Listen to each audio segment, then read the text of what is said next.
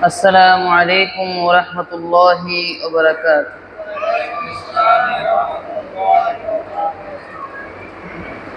الحمد لله الحمد لله الأكرم الذي خلق الإنسان وكرم وعلمه من البيان ما لم يعلم، فسبحان الذي لا يحصى امتنانه باللسان ولا بالقلم، ونشهد أن لا إله إلا الله وحده لا شريك له، ونشهد أن محمدا عبده ورسوله الذي أرسله بالحق بشيرا ونذيرا وداعيا إلى الله بإذنه وسراجا منيرا.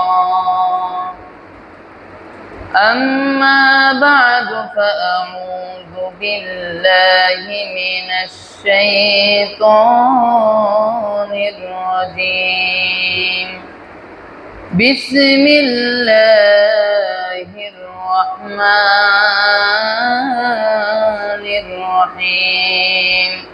يا أيها الذين آمنوا اتقوا الله وقولوا قولا سديدا. وقال الله تعالى في شان حبيبه ومحبوبه: يا أيها الذين آمنوا صلوا عليه وسلموا تسليما. اللهم صل على سيدنا مولانا محمد وعلى آل سيدنا مولانا محمد। তাহাজ্জুদের যাই নামাজে মরণ দিও প্রভু আমায়, ইকামতে দ্বীনের কাজে কবুল করে নিও আমায়। তাহাজ্জুদের যাই নামাজে মরণ দিও প্রভু আমায়, ইকামতে দ্বীনের কাজে কবুল করে নিও আমায়। আল্লাহুম্মা সাল্লি আলা সাইয়্যিদিনা মাওলানা মুহাম্মদ وعلى آل سيدنا مولانا محمد। আলহামদুলিল্লাহ, সমস্ত কোটি শুকর ও সুজুদ সেই মহান রব্বি কারিমের দরবারে, যে মহান আল্লাহ জাল্লা শানুহু আমাদের সকলকে ভালোবেসে মায়া করে মহাব্বত করে তার অগণিত অসংখ্য বান্দাদের মধ্য থেকে আমাদেরকে আজকে তার পবিত্র ঘর মসজিদে আসার, বসার এবং কিছু কথা শোনার তৌফিক দান করেছেন। সেজন্য মহামনিবের দরবারে শুকরিয়া জ্ঞাপন করছি, আলহামদুলিল্লাহ। দুরূদ পেশ করছি মানবতার মুক্তির দূত ইমামুল আম্বিয়া সাইয়্যিদুল কাউনাইন ইমামুস সাকলাইন হুজুরে আকরাম নূরুন আলা নূর মুহাম্মদুর রাসূলুল্লাহ সাল্লাল্লাহু আলাইহি ওয়াসাল্লামের উপর। সম্মানিত হাজরিন, আজকে আমি আপনাদের সামনে একটি হাদিসের বিশ্লেষণ করার চেষ্টা করব ইনশাআল্লাহ। যে হাদিসটি হযরত আবু যর গিফারী রাদিয়াল্লাহু তাআলা আনহু তিনি বর্ণনা করেছেন।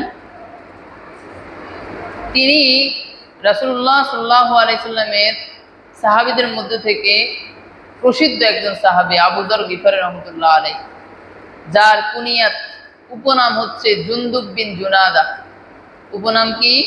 জুনদুব বিন জুনাদা। কার উপনাম? আবু যর গিফারী রাদিয়াল্লাহু তাআলা আনহু। আর তিনি রাসূলুল্লাহ সাল্লাল্লাহু আলাইহি সাল্লামের অসংখ্য সাহাবীদের মধ্যে থেকে তিনি একজন ছিলেন। তিনি রাসূল সাল্লাল্লাহু আলাইহি সাল্লামের কাছে একদিন উপদেশ চেয়েছিলেন, ইয়া রাসূলুল্লাহ, আমাকে কিছু বিষয়ে উপদেশ দিন যেগুলো করলে আমি দুনিয়ার জীবনে উপকৃত হব, পরকালীন জীবনেও উপকৃত হব, এমন কিছু বিষয়ে আমাকে উপদেশ দিন। রাসূল সাল্লাল্লাহু আলাইহি সাল্লামের কাছে যখন আবু যর গিফারী রাদিয়াল্লাহু তাআলা আনহু উপদেশ চেয়েছেন, তখন হুজুর সাল্লাল্লাহু আলাইহি সাল্লাম আবু যর গিফারী রাদিয়াল্লাহু তাআলা আনহুকে অনেকগুলো বিষয়ে উপদেশ দিয়েছেন।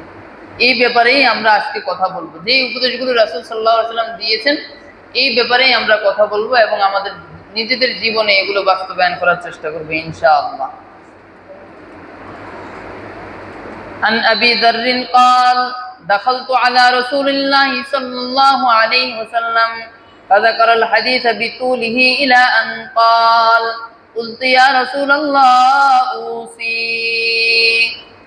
قال أوصيك بتقوى الله عز وجل فإنه أزين لأمرك كله قلت زدني قال عليك بتلاوة القرآن وذكر الله عز وجل فإنه ذكر لك في السماء ونور لك في الأرض قلت زدني قال عليك بطول الصمت فإنه مطردة للشيطان وعون لك على أمر دينك قلت زدني قال إياك وكثرة الضحك فإنه يميت القلب ويذهب بنور الوجه قلت زدني قال قل الحق وإن كان مرا قلت زدني قال لا تخف في الله لومة لائم قلت زدني قال ليحجزك عن الناس ما تعلم من نفسك হুজুর আকরাম সাল্লাল্লাহু আলাইহি সাল্লামের কাছে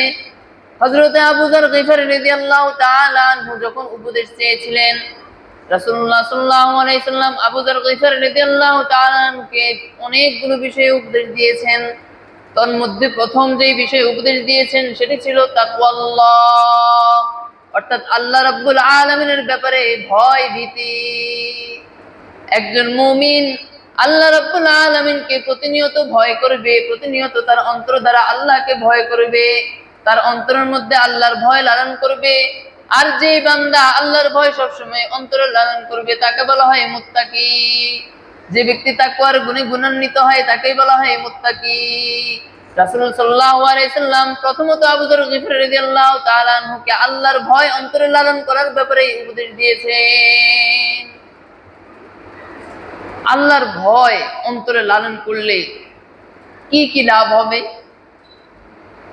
আল্লাহর ভয় অন্তরে যদি আমরা লালন করতে পারি, আল্লাহ আছেন, আমি যা করছি আল্লাহ তাআলা দেখতেছেন, এই বিষয়ে যে বান্দা অন্তরে এই বিশ্বাস লালন করবে, ওই বান্দা কখনো গুনাহের মধ্যে ধাবিত হতে পারে না।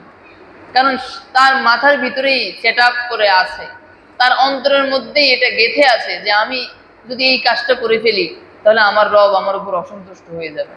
কারণ তিনি সবসময় আমাকে দেখছেন, তিনি আমি কি করছি না করছি সব কিছু তিনি দেখভাল করছেন। এজন্য রাসূল সাল্লাল্লাহু আলাইহি সাল্লাম প্রথমত আবু যর গিফারী রাদিয়াল্লাহু তাআলা আনহুকে তার অন্তরে আল্লাহর ভয় লালন করার ব্যাপারে উপদেশ দিয়েছেন। রাসূল সাল্লাল্লাহু আলাইহি সাল্লাম আবু যর গিফারীকে বলেন, উসিকা বিতাকওয়াল্লাহি আযযা ওয়া জাল ফাইন্নাহু আযয়ানু লিআমরিকা কুল্লিহি।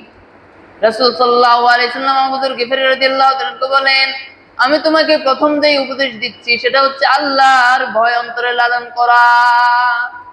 তুমি যদি আল্লাহর ভয় অন্তরে লালন করো, ফাইন্নাহু আযয়ানু লিআমরিকা কুল্লিহি, তাহলে আল্লাহর এই ভয় অন্তরে লালন করাটা তোমার সকল কাজকে সৌন্দর্যমণ্ডিত করে দিবে। সুবহানাল্লাহ। অর্থাৎ যে বান্দা, হুজুর আকরাম সাল্লাল্লাহু আলাইহি সাল্লাম বলছেন, যে বান্দা তার অন্তরে আল্লাহর ভয় লালন করবে, আল্লাহর ভয় ভীতি লালন করবে, ওই বান্দার সব কাজ সৌন্দর্যমণ্ডিত হয়ে যাবে। কোনো কাজ অসুন্দর হবে না, কোনো কাজ অগোছালো হবে না, কোনো কাজ বরকত পাবে না এরকম হবে না। অর্থাৎ সব কাজে আল্লাহ তাআলা ভরপুর বারাকা দিয়ে দিবে। তাকওয়া যে বান্দার অন্তরের মধ্যে থাকবে, তাকওয়া যে বান্দার অন্তরে থাকবে, আল্লাহ রাব্বুল আলামিন ওই বান্দাকে মুত্তাকিদের কাতারে শামিল করেছেন। আল্লাহ রাব্বুল আলামিন সূরা বাকারার শুরুতে বলতেছেন, আলিফ লাম মিম যালিকাল কিতাবু লা রাইবা ফীহি হুদাল লিল মুত্তাকিন আল্লাযীনা ইউমিনুনা বিল গায়ব ওয়া ইউকিমুনাস সালাতা ওয়া মিম্মা রাযাকনাহুম ইউনফিকুন والذين يؤمنون بما أنزل إليك وما أنزل من قبلك وبالآخرة هم يوقنون মুত্তাকি বান্দার গুণাবলী কি কি, কোন কোন বৈশিষ্ট্যের গুণে গুণান্বিত হলে বান্দাকে মুত্তাকি বলা হবে, এই দুই আয়াতের মধ্যে আল্লাহ তাআলা বলে দিচ্ছেন। যে বান্দা আল্লাহকে বিশ্বাস করবে, আল্লাহ এক, আল্লাহ ছাড়া কোনো ইলাহ নাই, এটার উপর ঈমান আনবে, রাসূল সাল্লাল্লাহু আলাইহি ওয়াসাল্লাম আল্লাহর বান্দা ও রাসূল, এটার উপর ঈমান আনবে, যে ব্যক্তি পরকাল কিয়ামত হবে, জান্নাত জাহান্নাম এগুলো আছে এর প্রতি বিশ্বাস স্থাপন করবে, ওই ব্যক্তি মুমিন, ওই ব্যক্তি মুত্তাকি।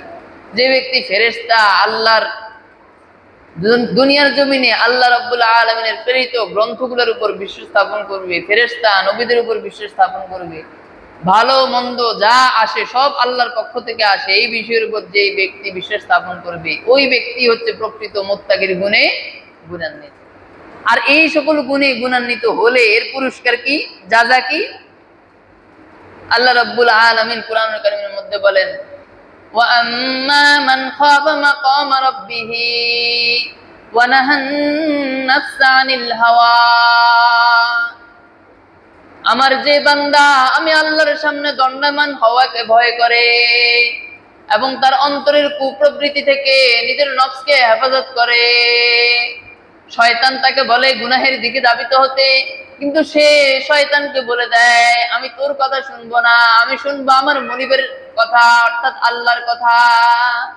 আল্লাহ বলেন, যে বান্দা আমি আল্লাহর সামনে দণ্ডায়মান হওয়াকে ভয় করবে এবং গুনাহের দিকে ধাবিত হওয়াকে ভয় করবে, তার অন্তরের কুমন্ত্রণার কথা শুনবে না, আমি আল্লাহকে ভয় করে সে অন্তর শয়তানের কুমন্ত্রণার দিকে ধাবিত হবে না, ওই বান্দার নির্দিষ্ট চিরস্থায়ী ঠিকানা হচ্ছে জান্নাত। ফা ইন্নাল জান্নাতা হিয়াল মাওয়া, তার আবাসস্থল হচ্ছে চিরস্থায়ী জান্নাত। সুবহানাল্লাহ। কার জন্য জান্নাতের ঘোষণা আল্লাহ দিয়েছেন?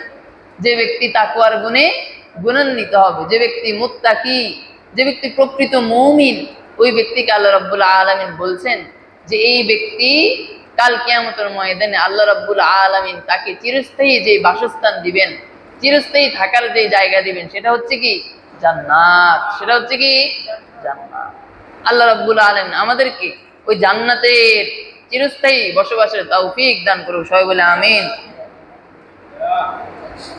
এই মুত্তাকি অর্থাৎ এই তাকওয়া, এটা গুণাবলী, এই গুণাবলীটা অর্জন করা যাবে কিভাবে, তাকওয়ার গুণে গুণান্বিত হওয়া যাবে কিভাবে?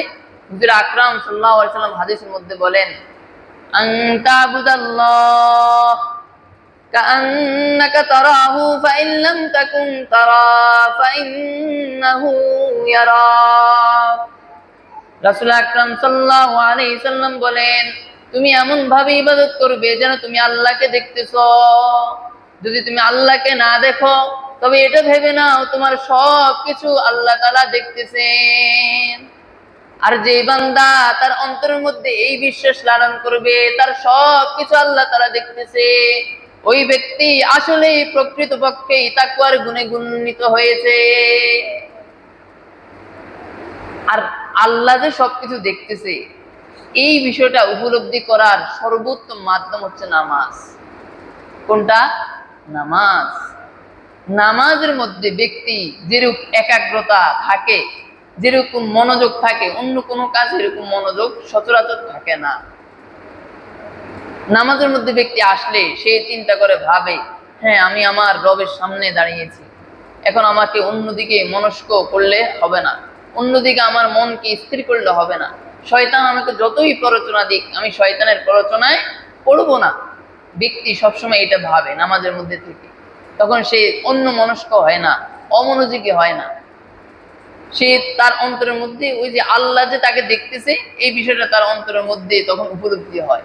তার স্মৃতিপটে এই কথাটা ভেসে আসে যে আমি আমার রবের সামনে দাঁড়িয়েছি, আমার রবের কুদরতি পায়ে আমি সিজদা অবনত হব, সুতরাং আমাকে অন্য মনস্ক হওয়া যাবে না। এর জন্য রাসূল বলতেছেন যে প্রকৃতপক্ষে তাকওয়ার গুণে গুণান্বিত হওয়া যায়, মুত্তাকি গুণে গুণান্বিত হওয়া যায়, উত্তম একটা মাধ্যম রয়েছে, সেটা হচ্ছে কি নামাজ। তাহলে প্রকৃত তাকওয়ার গুণে যদি আমরা গুণান্বিত হতে চাই, প্রকৃত মুত্তাকিদের কাতারে যদি আমরা শামিল হতে চাই, তাহলে নামাজ বেশি বেশি পড়া দরকার আছে কিনা? বেশি বেশি আল্লাহ তাআলা আমাদেরকে অন্তত পক্ষে 5 ওয়াক্ত যে ফরজ নামাজ আছে, ফরজিয়াত যে নামাজগুলো আছে, এটা 5 ওয়াক্ত নামাজ বা জামাত পড়ার আল্লাহ তাআলা আমাদেরকে তৌফিক দান করুন, সবাই বলে আমিন। মুত্তাকিদের পুরস্কারের ব্যাপারে আল্লাহ রাব্বুল আলামিন কোরআনে অপর আয়াতে বলতেছেন, ইয়া আইয়ুহাল্লাযীনা আমানুত্তাকুল্লাহ ওয়া কুলু কাওলান সাদীদা। ওই তোমরা যারা ঈমান এনেছো, শুধু ঈমান আনলেই হবে না, ঈমান আনলেই এটা ভাবা যাবে না যে আমি জান্নাতে চলে যাব।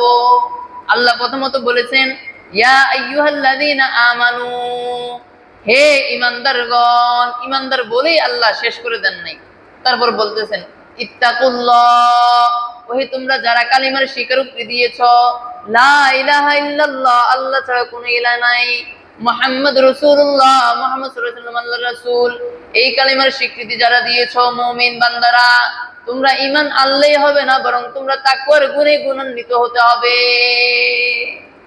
তাকওয়ার গুণে গুণান্বিত হওয়ার জন্যই আল্লাহ তাআলা ঘোষণা দিয়ে বলছেন ইত্তাকুল্লাহ। আল্লাহ আমরের সিগা ব্যবহার করেছেন, আদেশ, অর্ডার করতেছেন বান্দাদেরকে যে তোমরা তাকওয়ার গুণে গুণান্বিত হও, মুত্তাকি হও। ওয়া কুলু কাওলান সাদীদা, এবং হক কথা বলো, সঠিক কথা বলো। আর এই গুণে গুণান্বিত হলে, মুত্তাকির গুণে গুণান্বিত হলে, তাকওয়ার গুণে গুণান্বিত হলে পুরস্কার কি? আল্লাহ পরেই ঘোষণা দিচ্ছেন ইউসলিহ লাকুম আমালাকুম। প্রথম পুরস্কার আল্লাহ তাআলা বলছেন আল্লাহ তোমাদের আমলগুলোকে সংশোধন করে দিবে। আমলের মধ্যে যদি কোনো ঘাটতি থাকে আল্লাহ সেটা পূরণ করে দিবে। ওয়া ইয়াগফির লাকুম যুনুবাকুম, তোমাদের গুনাহগুলোকে আল্লাহ তাআলা মিটিয়ে দিবেন, ক্ষমা করে দিবেন। ওয়া মান ইউতিল্লাহ ওয়া রাসূলাহু ফাকাদ ফাযা ফাওজান আযীমা। আর আমার বান্দাদের মধ্যে যে বান্দা আল্লাহ এবং আল্লাহর রাসূলকে প্রকৃত অনুসরণ করেছে, সে তো সফল কাম হয়ে গেছে। সফল কাম হবে বলে নাই, আল্লাহ তাআলা বলতেছেন ফাকাদ ফাযা ফাওজান আযীমা, সে চিরস্থায়ী সফল কাম হয়ে গেছে। সুবহানাল্লাহ। তাহলে চিরস্থায়ী ভাবে দুনিয়াতেও এবং আখিরাতেও চিরস্থায়ী সফলতা অর্জন করার মাধ্যম যেটি, সেটা হচ্ছে কি তাকওয়া। সেটা কি তাকওয়া। আল্লাহ তাআলা আমাদেরকে সব সময় আল্লাহর ভয় অন্তরে লালন করে প্রকৃত মুত্তাকিদের কাতারে শামিল হওয়ার তৌফিক দান করুন, সবাই বলে আমিন। দ্বিতীয় যেই উপদেশটি আবু যর গিফারী রাদিয়াল্লাহু তাআলা আনহুকে রাসূল আকরাম সাল্লাল্লাহু আলাইহি ওয়াসাল্লাম দিয়েছেন, সেটা হচ্ছে কুরআনুল কারীম তেলাওয়াত। রাসূল বলেন আলাইকা বিতিলাওয়াতিল কুরআন ওয়া যিকরিল্লাহি আযজা ওয়া জাল ফাইন্নাহু যিকরুন লাকা ফিস সামাই ওয়া নূরুন লাকা ফিল আরদ। হুজুর আকরাম সাল্লাল্লাহু আলাইহি ওয়াসাল্লাম আবু যর গিফারী রাদিয়াল্লাহু তাআলা আনহুকে দ্বিতীয় যে বিষয়ে উপদেশ দিয়েছেন সেটি হচ্ছে কুরআনুল কারীম তেলাওয়াত। রাসূল আকরাম সাল্লাল্লাহু আলাইহি ওয়াসাল্লাম বলেন আমি তোমাকে কুরআনুল কারীম তেলাওয়াত করার ব্যাপারে উপদেশ দিচ্ছি, ওয়া যিকরুল্লাহি আযজা ওয়া জাল, এবং আল্লাহ তাআলার জিকির করার ব্যাপারে তোমাকে উপদেশ দিচ্ছি। আর এইগুলো তুমি করলে তোমার উপকার কি হবে? রাসূল বলেন যিকরুন লাকা ফিস সামা, যদি তুমি আল্লাহ রাব্বুল আলামিনকে স্মরণ করো, আল্লাহ তাআলার জিকির করো এবং কুরআনুল কারীম তেলাওয়াত করো, তাহলে আসমানের যে ফেরেশতারা আছে তারা তোমার স্মরণের কারণ হবে। অর্থাৎ আসমানে নিয়োজিত যে ফেরেশতা আল্লাহ রাব্বুল আলামিনের, ওই ফেরেশতারা আমার আর আপনার নাম সবসময় যুক্ত থাকবে এবং আল্লাহ তাআলার কাছে বলতে থাকবে আল্লাহ আপনার অমুক বান্দা আপনাকে স্মরণ করছে, আপনার পবিত্র বাণী মহাগ্রন্থ আল কোরআন তেলাওয়াত করছে। ফেরেশতারা যদি আমার আর আপনার নাম আল্লাহ তাআলার আদালতে পেশ করে, তাহলে এটা কি সৌভাগ্যের বিষয় না? এই সৌভাগ্য অর্জন করতে হলে আমাদেরকে তেলাওয়াত বেশি বেশি করতে হবে। আল্লাহ রাসূল সাল্লাল্লাহু আলাইহি ওয়াসাল্লাম বলেন ওয়া নূরুন লাকা ফিল আরদ, এবং এই কুরআনুল কারীম তেলাওয়াত এবং আল্লাহর জিকির এটা তোমার জমিনের মধ্যে তোমার জন্য আলোকবর্তিকা হবে, জমিনের মধ্যে তোমার জন্য হেদায়েত এবং বরকতের কারণ হবে। জমিনের মধ্যে এই দুনিয়ার হাইসিয়তে যদি আমরা নিজেদের আর্থিক, পারিবারিক, শারীরিক বরকত পেতে চাই, তাহলে আমাদেরকে সামাজিকভাবেও যদি আমরা বারাকা পেতে চাই, সম্মান পেতে চাই, মর্যাদা পেতে চাই, তাহলে আমাদেরকে কোরআনের নূরে নূরান্বিত হতে হবে, কোরআনের গুণে গুণান্বিত হতে হবে। কুরআনুল কারীমে আল্লাহ রাব্বুল আলামিন যে বিধানগুলো দিয়েছেন, যেই আদেশ দিয়েছেন, এগুলো পুঙ্খানুপুঙ্খভাবে পালন করতে হবে। তাহলেই আমরা আল্লাহ রাব্বুল আলামিনের প্রিয় বান্দাদের কাতারে শামিল হতে পারবো। কুরআনুল কারীম তেলাওয়াতের ব্যাপারে আল্লাহ রাব্বুল আলামিন কুরআনুল কারীমে বলেন, ফাকরাউ মা তায়াসসারা মিনাল কুরআন, কোরআনের মধ্যে যা সহজ তা থেকেই তোমরা তেলাওয়াত করো। অনেক ব্যক্তি বলে যে আমি তো পারি না, তেলাওয়াত করতে পারি না। আরে ভাই, আপনি তেলাওয়াত করতে পারেন না, সূরা ইখলাসও কি আপনি পারেন না? সূরা ফাতিহাটাও পারেন না? আর যদি না পারেন, জীবনে শিখার চেষ্টা করছেন? শিখারও তো চেষ্টা করেন না। শিখার কি চেষ্টা করা দরকার নাই? আপনারা আমার উপর আল্লাহ রাব্বুল আলামিন 5 ওয়াক্ত নামাজ এটা তো ফরজ করে দিয়েছেন, তাই না? এই 5 ওয়াক্ত নামাজ যদি আমাকে সহি শুদ্ধভাবে আদায় করতে হয়, তাহলে তেলাওয়াত লাগবে না? তেলাওয়াত ছাড়া কি নামাজ হবে? হবে না। তেলাওয়াত যদি অশুদ্ধ হয়, তাহলে নামাজ কখনো কি হবে না? আল্লাহর দরবারে কবুল হবে না। আল্লাহর দরবারে আমার নামাজকে যদি কবুল করতে হয়, তাহলে আমার তেলাওয়াতকে শুদ্ধ করার কি নাই? কোনো বিকল্প নাই। আপনি 1 আয়াত 2 আয়াত করে শিখেন, কারো কাছে একটা সূরা শিখেন, ছোট একটা সূরা শিখেন, কমপক্ষে 5টা সূরা শিখেন, অথবা 4টে সূরা শিখেন, না পারলে অন্তত 2টা সূরা হলেও শিখেন, তাহলে অন্তত নামাজ পড়তে পারবেন। শিখেন নাই, শিখতেছেন না, ভবিষ্যতে শিখার কোনো পরিকল্পনাও নাই, তাহলে দুনিয়া তো আপনার শেষ। আখিরাতে তো ফেরেশতারা আপনাকে ডাবল ধোলাই দিবে। পারেন না এক ধোলাই, শিখার চেষ্টাও করেন না, এর জন্য আবার ধোলাই দিবে। শিখানোর মতো ব্যক্তি আপনার আশেপাশে ছিল, কিন্তু আপনি শিখার জন্য কি আগ্রহ পেশ করেন নাই। এজন্য কাল কিয়ামতের ময়দানে আল্লাহ রাব্বুল আলামিনের আদালতে আপনাকে পাকড়াও করা হবে। ফেরেশতাদের মাধ্যমে আপনাকে জিজ্ঞাসিত করা হবে। আল্লাহ তাআলা স্বয়ং আপনাকে জিজ্ঞাসিত করবে যে শিখার সুযোগ থাকা সত্ত্বেও কেন তুমি শিখো নাই। আল্লাহ রাব্বুল আলামিনের এমন মহিম একটা বাণী, যেই বাণীর ভিতরে এক কিঞ্চিত পরিমাণ ভুল দুনিয়ার সূচনা লগ্ন থেকে, কোরআন নাজিলের শুরু থেকে অদ্যাবধি কেউ ধরতে পারে নাই, কিয়ামত পর্যন্ত ধরতেও পারবে না। এই সংশয়হীন যে কোরআনুল কারীমের মধ্যে, যেই কিতাবের মধ্যে কোনো সংশয় নাই, কোনো ভুল হওয়ার সম্ভাবনা নাই, এই কিতাব পড়ার মতো আগ্রহ উদ্দীপনা আমাদের তৈরি হয় না। কেন হয় না? এটা আমাদের দিলকে প্রশ্ন করা দরকার। আমার অন্তর মরে গেছে, আল্লাহর ভয় আমার অন্তরে নাই, দুনিয়ার চিন্তায় আমি মগ্ন হয়ে গেছি।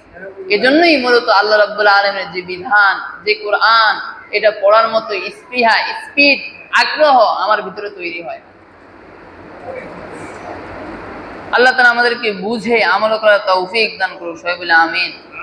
আল্লাহ রাব্বুল আলামিন বান্দার উপর ধমক প্রদান করে একটা ঘোষণা দিচ্ছেন, বাণী, লাউ আনজালনা হাযাল কুরআন আলা জাবালিন লারাআইতাহু খাশিআন মুতাসাদ্দিআন মিন খাশিয়াতিল্লাহ।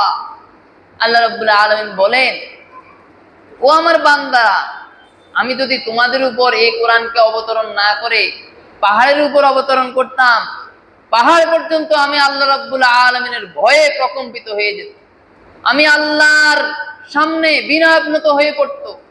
কিন্তু তোমরা সৃষ্টির সেরা মাখলুকাত, আশরাফুল মাখলুকাত হওয়া সত্ত্বেও, আমি তোমাদের উপর এই কোরআন নাজিল করা সত্ত্বেও কোরআনুল কারীম তুমি পড়ো না, পারো না, এবং পারার মতো স্পৃহা, স্পিড তোমার ভিতরে তুমি তৈরিও করো না।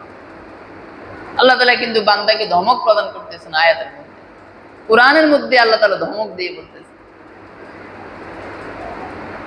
এই ধমক শোনার পরেও যদি আমার টনক না নড়ে, আমার আর আপনার চিন্তা যদি চেঞ্জ না হয়, তাহলে আল্লাহ তাআলার আদালতে কিন্তু পাকড়াও অবশ্যই অবশ্যই আমাদেরকে হতে হবে। কুরআনুল কারীম, তেলাওয়াত, জিকির, এগুলো এমন আমল যেগুলো আপনার কবরের জিন্দেগি থেকে আপনার বন্ধু হওয়া শুরু করবে। দুনিয়াতে তো এগুলোর ফলাফল আপনি পাবেনই, এমনকি কবরের জিন্দেগি থেকেই তো পরকালের প্রথম স্টেপ শুরু, তাই না? কবরের জিন্দেগি থেকেই এই আমলগুলো আপনার ডান পাশে, বাম পাশে, মাথার সামনে, পায়ের পিছনে এসে এগুলা হাজির হয়ে থাকে। এবং মুনকার নাকির যখন আসবে প্রশ্ন করার জন্য, মান রব্বুকা ওয়া মা দীনুকা ওয়া মান হাদার রাজুল, তোমার রব কি, তোমার দিন কি ছিল, আর এই লোকটিকে। হুজুর আকরাম সাল্লাল্লাহু আলাইহি সাল্লামের ছবি দেখিয়ে বলবে, মান হাদার রাজুল, এই লোকটিকে। যে ব্যক্তি মুমিন সেই ব্যক্তি বলবে, রব্বি আল্লাহ দীনি আল ইসলাম, হাদার রাজুল মুহাম্মাদুর রাসূলুল্লাহ সাল্লাল্লাহু আলাইহি ওয়াসাল্লাম। যে ব্যক্তি প্রকৃত মুমিন ছিল, আল্লাহ তাআলার নাফরমানি করে নাই, আল্লাহর হুকুম যথাযথভাবে পালন করেছে, ওই ব্যক্তি সাথে সাথে জবাব দিয়ে দিবে, রব্বি আল্লাহ, আমার রব হলো আল্লাহ, দীনি আল ইসলাম, আমার ধর্ম ছিল ইসলাম। মান হাদার রাজুল প্রশ্নের জবাবে বলে দিবে, হাযা নাবিয়্যি, আই নাবিয়ুনা হুজুর মুহাম্মদ সাল্লাল্লাহু আলাইহি ওয়াসাল্লাম, এই লোকটি হলো আমার আর আপনার নবী, সর্বশ্রেষ্ঠ নবী, সর্বশেষ নবী জনাবে মুহাম্মদুর রাসূলুল্লাহ সাল্লাল্লাহু আলাইহি ওয়াসাল্লাম।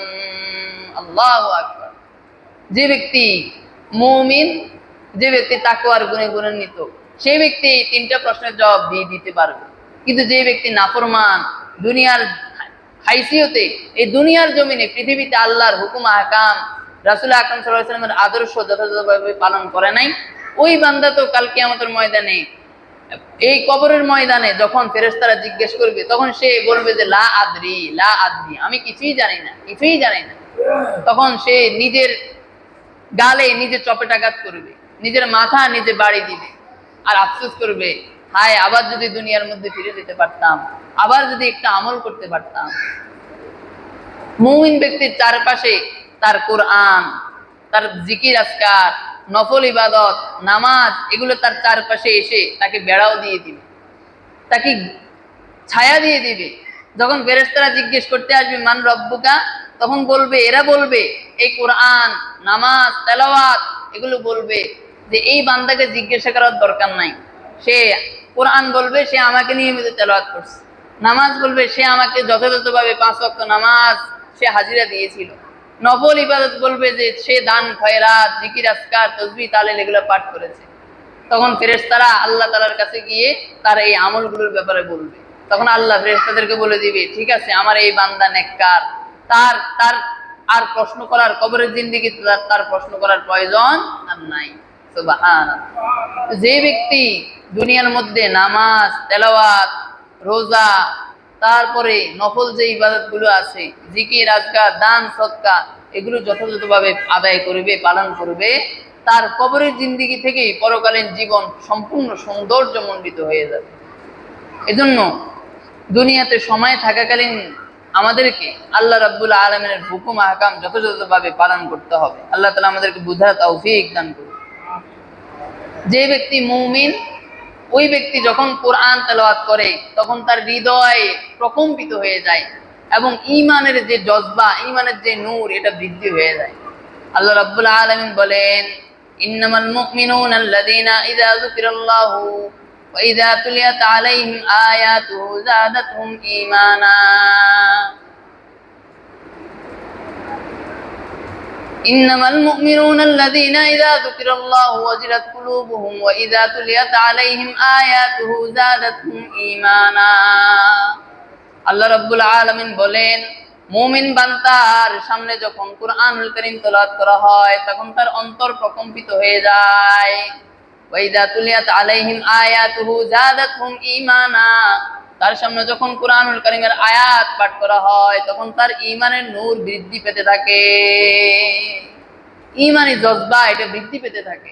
যখন সে কুরআনুল কারীম তেলাওয়াত করে, নিজে তেলাওয়াত করলো ঈমানের জজবা বৃদ্ধি পায় এবং অন্যের তেলাওয়াত শুনলো ঈমানের জজবা বৃদ্ধি পায়। এজন্য তেলাওয়াত করার বিকল্প নাই। তেলাওয়াত করলে যত বেশি তেলাওয়াত করতে পারবো তত বেশি সওয়াব। রাসূল সাল্লাল্লাহু আলাইহি ওয়াসাল্লাম হাদিসের মধ্যে বলেন, মান ক্বারা হারফাম মিন কিতাবিল্লাহ ফালাহু বিহি হাসানাতুন ওয়াল হাসানাতু বিআশরি আমসালিহা। একজন বান্দা যখন কুরআনুল কারীমের একটি হরফ পাঠ করবে, একটি অক্ষর পাঠ করবে, আল্লাহ রাব্বুল আলামিন ওই অক্ষরের বিনিময়ে তাকে নেকি দান করবে। এমনকি প্রত্যেকটি অক্ষরের বিনিময়ে আল্লাহ রাব্বুল আলামিন তাকে 10 নেকি করে তার আমলনামায় লিপিবদ্ধ করে দিবে। রাসূল সাল্লাল্লাহু আলাইহি ওয়াসাল্লাম একটা উদাহরণ পেশ করে বলছেন, লা আকুলু আলিফ লাম মিম হরফুন, আমি রাসূল আলিফ লাম মিম কে একসাথে একটা হরফ বলি না, বাল আকুলু আলিফুন হরফুন ওয়া লামুন হারফুন ওয়া মিমুন হারফুন, বরং আমি আলিফকে একটি অক্ষর বলি, লামকে একটি অক্ষর বলি, মিমকে একটি অক্ষর বলি। অর্থাৎ আমার উম্মতের মধ্যে যেই উম্মত আলিফ লাম মিম পাঠ করবে, আল্লাহ রাব্বুল আলামিন তার আমলনামার মধ্যে 10 করে 30টি নেকি লিপিবদ্ধ করে দিবে। সুবহানাল্লাহ। তাহলে তেলাওয়াতের ফজিলত এটা বলে শেষ করা যাবে না। যারা তাদের নিজেদের সিনার মধ্যে 30 পারা কোরআন বহন করে, অর্থাৎ হাফিজে কোরআন যারা, আল্লাহ রাসূল সাল্লাল্লাহু আলাইহি ওয়াসাল্লাম হাদিসের মধ্যে বলেন, কিয়ামতের ময়দানে আল্লাহ রাব্বুল আলামিন হাফেজদের কাছ থেকে তেলাওয়াত শুনবেন আর বলবেন, এক সিঁড়ি করে মর্যাদার সিঁড়িতে বাইতে, একটা একটা সিঁড়ি করে বলবেন যে এই সিঁড়ির মধ্যে তুমি উঠো, তারপরে সিঁড়িতে উঠো। এভাবে জান্নাতের দিকে তাকে ধাবিত করতে থাকবেন। সুবহানাল্লাহ। একটা একটা সিঁড়ি উপরে উঠাবেন আর তার মর্যাদা বাড়িয়ে তাকে জান্নাতে প্রবেশ করিয়ে দিবেন। এটা হবে হাফেজে কোরআন যারা, তাদের মর্যাদা। এমনকি বলবেন যে এমন 10 জন ব্যক্তিকে জান্নাতে নিয়ে যাওয়ার জন্য যাদের জন্য জাহান্নাম ওয়াজিব হয়ে গেছে, কদ ওয়াজাবাত লাহুম নার, যে আত্মীয় স্বজন পরিবারের যাদের জন্য জাহান্নাম আল্লাহ তাআলা ওয়াজিব করে দিয়েছেন, এমন 10 জন ব্যক্তিকে জাহান্নাম থেকে বের করে জান্নাতে প্রবেশ করানোর মতো অনুমতি আল্লাহ রাব্বুল আলামিন হাফেজে কোরআনকে দিবে। সুবহানাল্লাহ। এজন্য কোরআন তেলাওয়াত করা, কোরআন নিজের হৃদয়ে ধারণ করার দুনিয়ার উপকার, দুনিয়ার ফজিলত এবং পরকালীন উপকার, পরকালীন ফজিলত অত্যধিক, অনেক বেশি। এজন্য তেলাওয়াত আমাদেরকে বেশি বেশি করতে হবে। যারা পারি না তাদেরকে, যারা পারে তাদের কাছ থেকে শিখে নিতে হবে। আল্লাহ তাআলা আমাদেরকে বুঝার তৌফিক দান করুন। হুজুর আকরাম সাল্লাল্লাহু